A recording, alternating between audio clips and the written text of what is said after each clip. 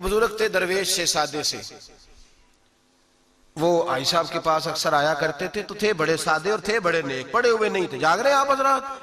नेक बड़े थे। तो एक दिन ना पर्दे पे बहस हो रही थी, बैठे थे कुछ लोग तो बात कर रहे थे, कह रहे थे कि जनाब औरत को निकाब पहनना चाहिए, बुरका ओढ़ना चाहिए, कुछ कह रहे थे टोपी वाला बुरका अच्छा है, कुछ कह रहे थे फलां ज्यादा अच्छा है। बातें हो रही थी, कोई आयत पढ़ रहा था, कोई हदीस पढ़ रहा था। उलमा बाबा जी सादे से बीच में बैठे थे। मैंने उनकी तरफ तवज्जो की, मैंने कहा बुजुर्गो आप भी तो कोई जवाब देना। कहने लगे मौलवी साहब मुझे हदीसें नहीं आती। कहने लगे मुझे आयतें और हदीसें मुझे नहीं आती, आयतें और हदीसें, पर पर्दा बड़ा जरूरी है, ये मेरी अकल में बात आ गई है। तो मैंने कहा वो किस तरह? कहने लगा ये तो छोटे से बच्चे की भी अकल में आ जाती है। मैंने कहा साहब हमें भी समझा दें, चले हमें को बात मिल जाए। आप चले, अगर आपने इल्म नहीं पढ़ा तो उम्र तो आपकी ज्यादा है ना, आपने बुजुर्गों से बातें सुनी है। तो कहने लगे बेटा मेरा छोटा सा पोता है, वो बाजार से टाफी खरीद के लाता है। अगर टाफी के ऊपर से कागज उतार देता है ना तो टाफी में मक्खियां बैठनी शुरू हो जाती है, टाफी पे मक्खियां बैठ जाती हैं।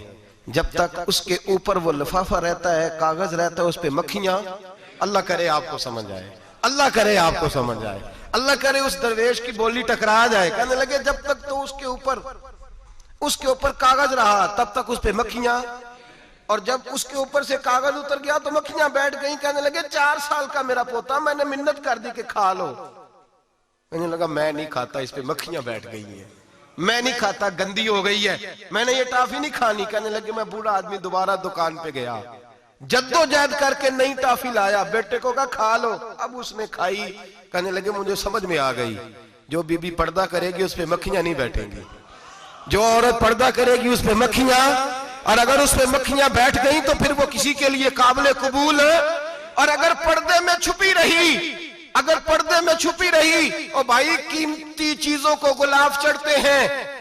किसी ने कभी केमिस्ट्री गुलाब पे नहीं छुपाई, फिजिक्स नहीं छुपाई, कभी किसी शायर अदीब ने अपना लिखा हुआ शायरी का कलाम नहीं छुपाया। गुलाब जब भी चढ़ता है कुरान पाक को ही चढ़ता है। मेरे भाई करोड़ों और अरबों और खरबों का मकान बना के लोग उसको गुलाब नहीं चढ़ाते। गुलाब जब भी चढ़ता है बैतुल्लाह को ही चढ़ता है।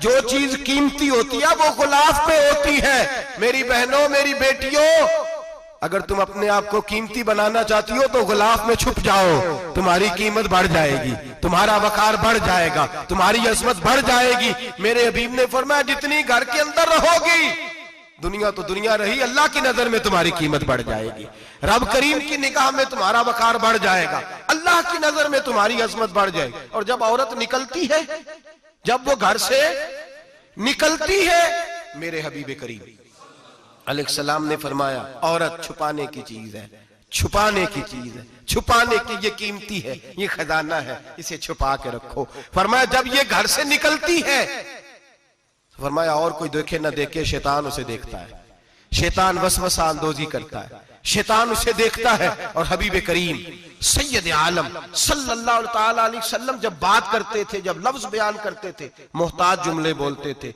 बड़ा कम, रहमतल लिल आलमीन नबी की जुबान से बड़ा कम सख्त जुमले निकलते थे। मेरे हबीब ने लफ्ज अदा